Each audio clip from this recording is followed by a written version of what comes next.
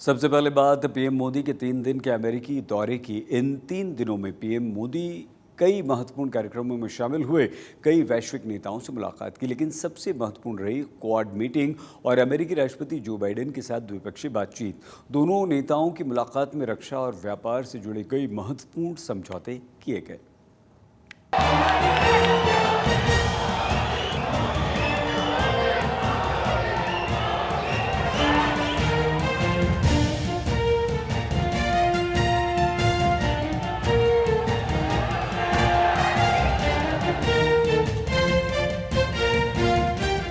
America दौरे पर ताबड़तोड़ बैठकें और वैश्विक नेताओं से मुलाकात। कुछ ऐसा रहा प्रधानमंत्री नरेंद्र मोदी के 3 दिनों के अमेरिका दौरे का सूरत हाल। लेकिन इस पूरे दौरे पर सबसे ज्यादा चर्चा रही मोदी और बाइडेन की मुलाकात की। ये मुलाकात ऐसे वक्त में हुई जब अमेरिका में कुछ ही हफ्तों में नए राष्ट्रपति का चुनाव होने वाला है और ये साफ है कि जो बाइडेन राष्ट्रपति नहीं होंगे। अपने कार्यकाल के अंतिम दौर में बाइडेन और मोदी की ये मुलाकात रक्षा सहयोग पर केंद्रित रही। बैठक में दोनों नेताओं ने कई अहम समझौतों पर चर्चा की, जो भारत अमेरिका की शांति और सुरक्षा को मजबूत करने के लिए काफी महत्वपूर्ण माने जा रहे हैं।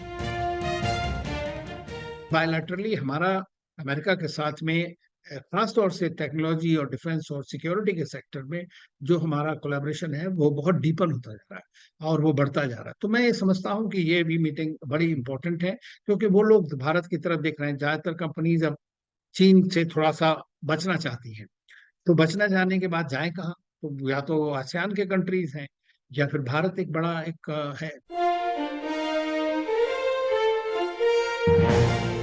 दोनों देशों के बीच हुई डील में सबसे अहम है ड्रोन और ट्रांसपोर्ट विमान को लेकर समझौता।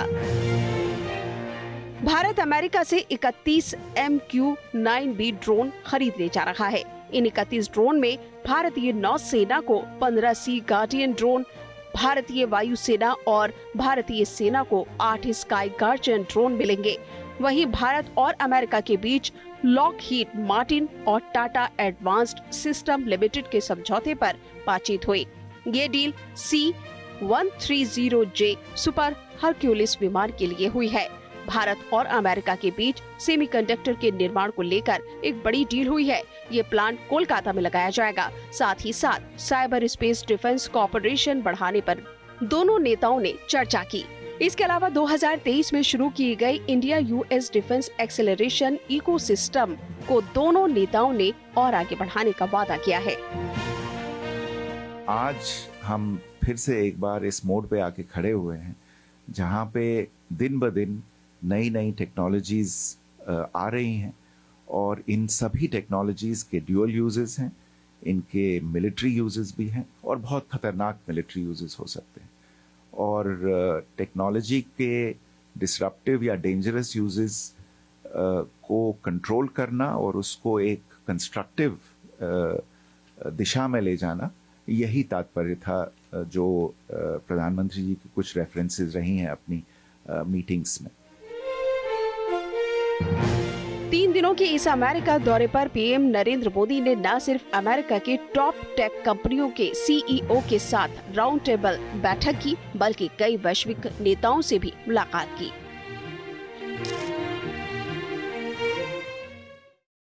सूरत में रेलवे ट्रैक से फिश प्लेट और पेडलॉक हटाकर ट्रेन डिरेल करने की साजिश का चौंकाने वाला खुलासा हुआ। दरअसल समय रहते इस घटना की सूचना देने वाले कीमैन ही आरोपी निकला। कीमैन सुभाष कुमार पोद्दार ने यह कबूल कर लिया कि उसी ने प्रमोशन पाने के लिए अपने 2 साथी कर्मचारियों के साथ मिलकर ये साजिश रची थी।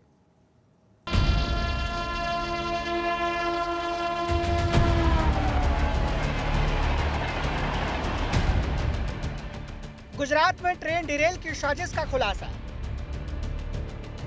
रेलवे कर्मचारियों ने ही रची ट्रेन पलटने की साजिश।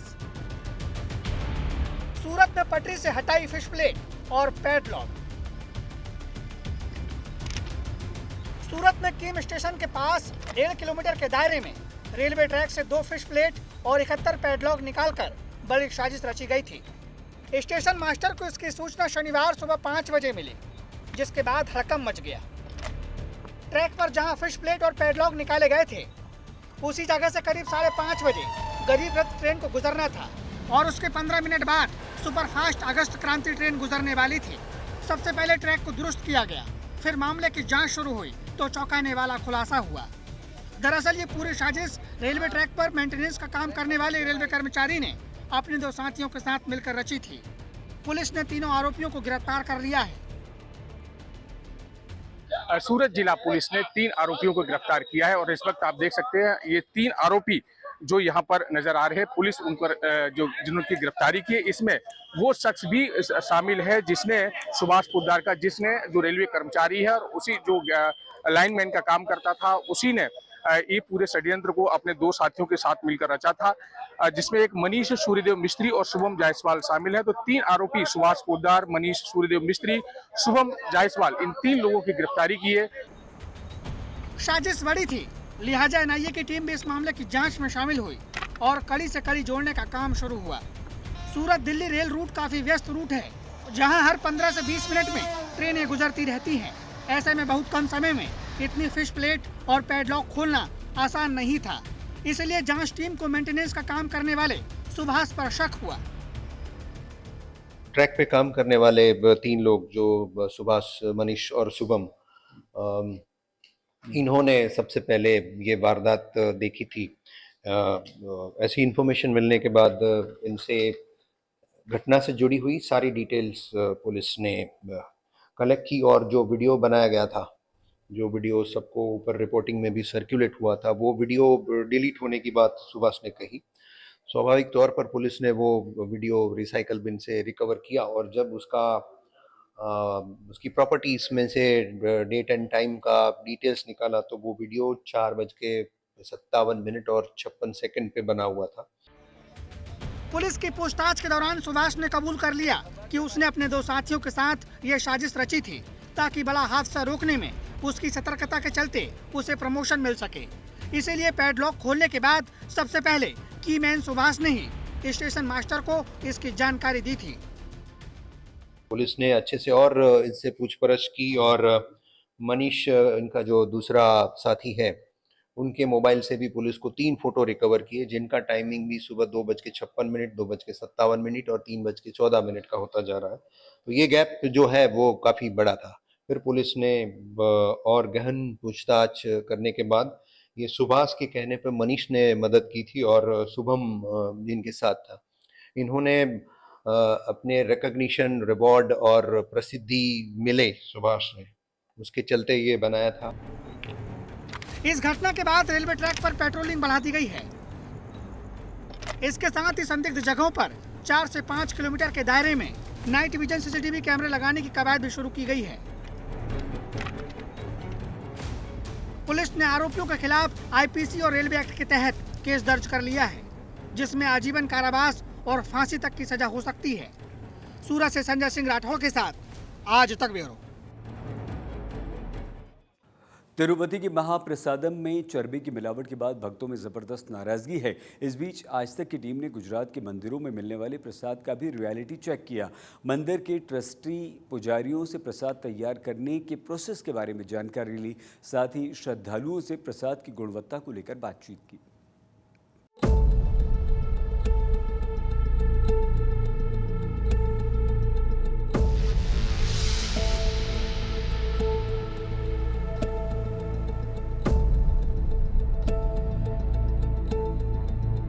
तिरुपति बालाजी मंदिर में पिछले दिनों प्रसाद में जिस महापाप का खुलासा हुआ था, उससे श्रद्धालुओं में आक्रोश है।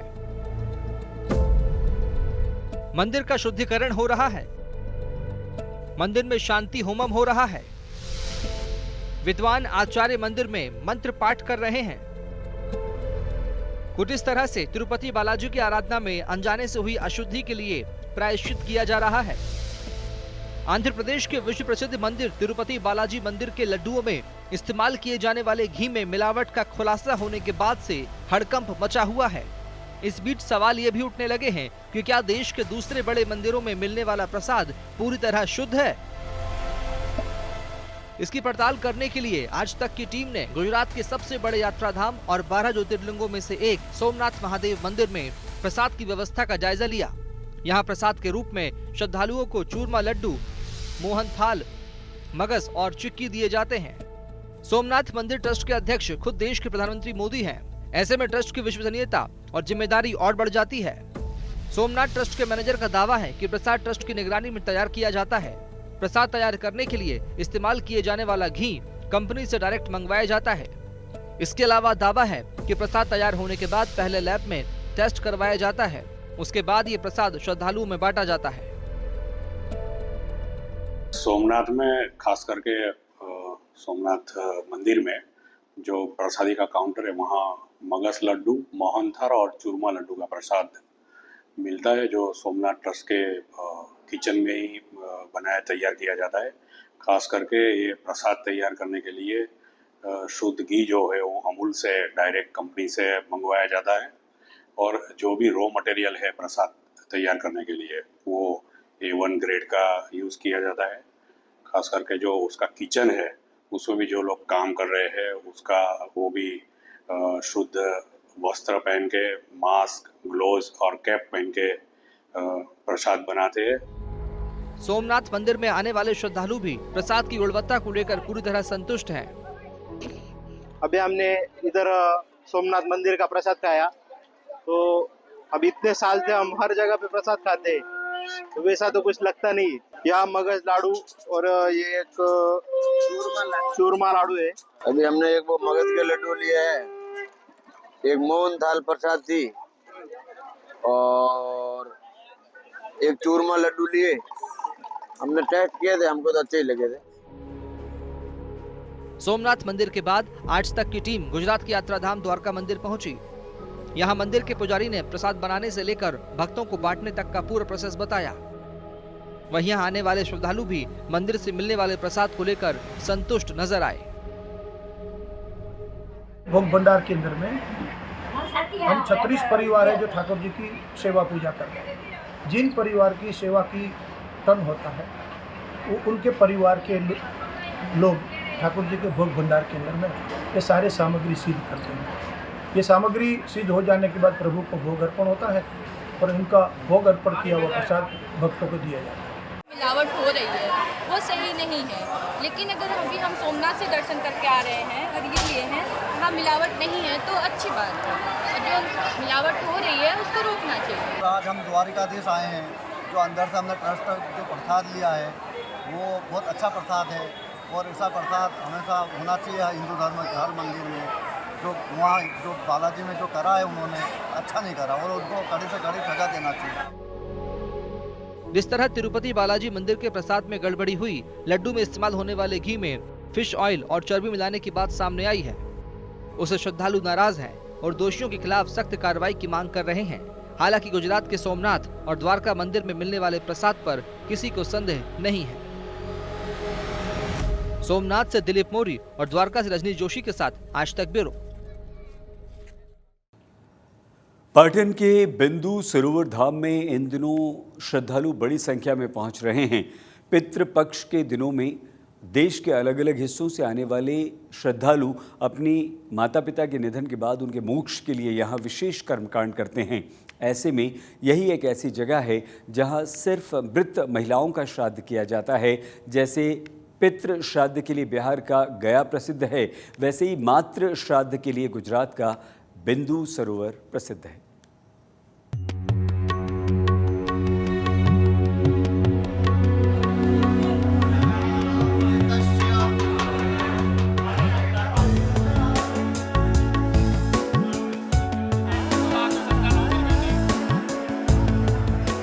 पितृपक्ष के दिनों में सैकड़ों की ये भीड़ जो श्राद्ध से जुड़े कर्मकांड करने देश के अलग अलग हिस्सों से आई है। ये तस्वीरें गुजरात के बिंदु सरोवर धाम की है, जहां इन दिनों मातृ श्राद्ध के लिए लोग दूर दूर से पहुंच रहे हैं, क्योंकि हिंदू धर्म में श्राद्ध का विशेष महत्व बताया गया है। पितरों की आत्मा की शांति के लिए कुछ खास तिथियों और कुछ खास जगहों पर श्राद्ध कर्म किए जाते हैं। इन्हीं खास जगहों में शामिल है बिंदु सरोवर, जो देश में इकलौती ऐसी जगह है जहां सिर्फ मृत महिलाओं का श्राद्ध किया जाता है। ब्राह्मण जी ने लगभग 1.5-2 घंटा हमारी पूजा करी तो उन्होंने बताया जो उनका ऋण है हमारे ऊपर, माता जी का जो ऋण रहता है, जो दूध पिलाती है, जन्म देती है, जो उनका ऋण अपन चुकाने का ये एक ऐसा सरोवर है। यहाँ पे अपन उनका कुछ ना कुछ ऋण चुका सकते हैं। ये श्राद्ध करना चाहिए। हम लोग सूरत से आए हैं सपरिवार, यहाँ पर मातृगया श्राद्ध करने के लिए यहाँ पर आए हैं। पूरे भारत में मातृगया का श्राद्ध का एकमात्र यही स्थान है जहाँ पर आप मातृ ऋण से मुक्त हो सकते हैं। तो बड़ा ही आनंद आता है यहाँ पर करने से, और हमें ये महसूस होता है कि वास्तव में जिन माओं ने, दादी का, चाची ने, वो सभी हमारी माई हैं। जिन मायों ने हमें जन्म दिया, अपने गर्भ में रखा, कई प्रकार की तकलीफें सहन की, उसके ऋण से मुक्त तो नहीं हुआ जा सकता है, लेकिन ये एक उत्तम प्रयास है हर हिंदू को। भारत में एकमात्र यही मातृगया सिद्धपुर स्थान है जहां पर आकर के उन्हें अपने ये कार्य करने से कम मन में ये भावना होती है कि हम कुछ अंश तक माँ के ऋण से मुक्त हो पाए। इसका उल्लेख रामायण और महाभारत में भी मिलता है। ऐसा भी कहा जाता है कि इसी बिंदु सरोवर के तट पर कपिल मुनि ने अपनी माता के मोक्ष के लिए कार्तिक महीने में अनुष्ठान किया था, और परशुराम ने भी अपनी माता का श्राद्ध बिंदु सरोवर के तट पर ही किया था। इसलिए इस बिंदु सरोवर को मातृ मोक्ष स्थल भी कहा जाता है। कपिल ने सांख्य शास्त्र की रचना की और माता देहूति का उद्धार किया। इस प्रमाण से ये तीर्थ भूमि में हजारों वर्ष से यहाँ यात्रिक लोग पिंडदान करने के लिए आते हैं। बिंदु सरोवर जो माता देहूति की हर्ष हुए दीकरा का जन्म से, इसे उसको हर्ष बिंदु सरोवर बोलता है। ये भूमि मातृभूमि है। मातृभूमि से मुक्त होने के लिए भाद्रपद मास, कार्तिक मास और चैत्र मास में हजारों यात्री यहाँ पिंडदान करके मातृभूमि से मुक्त होता है। बिहार के गया की तरह ही बिंदु सरोवर धाम में भी सैकड़ों साल पुराने रिकॉर्ड मौजूद हैं, जिसमें से पूर्वजों के नाम निकालकर तर्पण विधि की जाती है। यहाँ वर्षों से ये परंपरा है कि जिस समुदाय का पंडित तय होता है, वही पंडित उनके कर्मकांड की विधि करता है। कोई और पंडित तर्पण विधि नहीं कर सकता। यहाँ पे हम सब पंडित लोगों के पास पूरे 200, 250, 300 बरस, 500 बरस पुराने रिकॉर्ड रहते हैं। जो आगे भी पीढ़ी, चाहे कोई महाराष्ट्र से आता है, कोई साउथ इंडियन से आता है, कोई कर्नाटक से आता है, कोई गुजरात से आता है, हर जगह से इधर माँ का ऋण अदा करने के लिए इंसान लोग आते हैं। तो उसका पूरा रिकॉर्ड देख के ही हम सब कार्य करवाते हैं। जो उसका पीढ़ी दर पीढ़ी, किसी को उसके पिताजी का नाम मालूम नहीं है, उसके परदादा का नाम मालूम नहीं है, तो इधर पूरा रिकॉर्ड रहता है और वो रिकॉर्ड देख के ही हम सब काम मातृगया कार्य करवाते हैं। और इधर का रिकॉर्ड का महत्व बहुत पुराना है, जो आज से 300-400 साल पहले का यहाँ पे अधिकार बोला गया है। और सब जितने भी पंडित लोग बैठते जो कार्यक्रम करते हैं, वो सभी के सभी पंडित लोग इधर पुस्तक देख के ही काम करवाएंगे, और जो ज्ञाति का जो पंडित होगा वही है उसका वो कार्य करवाएगा, और कोई पंडित इधर आता नहीं है। ऐसा हमारा पीढ़ी दर पीढ़ी जो पुराने बुजुर्ग लोग हैं, वो ये रिवाज हमारे यहाँ पे छोड़ के गए हैं। इंसान की मृत्यु के बाद पूर्वजों का आशीर्वाद मिलता रहे और अपने पूर्वजों के प्रति आदर भाव बना रहे, इसीलिए हिंदू धर्म शास्त्रों में पितृ कर्म की व्यवस्था की गई है। इन पितृ कर्म के तहत ही श्राद्ध, तर्पण जैसे कर्म कांड किए जाते हैं, जिसके लिए ही सैकड़ों लोग इस बिंदु सरोवर धाम पहुँचे हैं। पाटन से विपिन प्रजापति के साथ आज तक ब्यूरो। आज तक गुजरात में आज के लिए बस इतना ही। देश और दुनिया की खबरों के लिए आप देखते रहिए आज तक। अपना प्लीज बहुत ख्याल रखिएगा।